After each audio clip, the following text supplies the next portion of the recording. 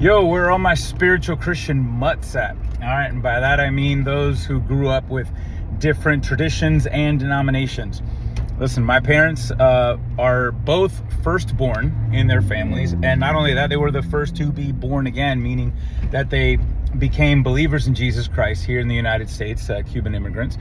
And I, firstborn, kind of grew up in a really interesting way because my dad felt called to ministry, been pastoring almost 40 years. And so he began in the Methodist church and then was beginning to pastor in the Nazarene church. But there was a conflict of interest and a conviction that he had regarding gifts of the Spirit. So he left all of that and just began to pastor a church, an independent church, ever since, almost 40 years deep now.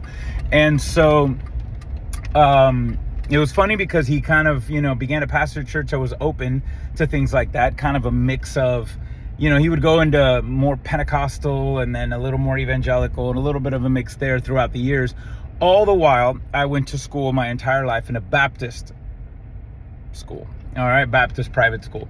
So grew up I kind of was exposed to all of it. So to the point that I was very confused on not just a camp where I belonged to, because, as a Christian, you follow Christ over anything. And I'm not against denominations because each side focuses on beautiful things and important things. But I grew up a little confused and not sure where to put my focus on, and sometimes even how to practice. So I don't know about you. And that's kind of one of the reasons why I wanted to dive in deep on prayer, because it was a lot of focus on what does it mean to pray in the Spirit? What does it mean to pray faithfully?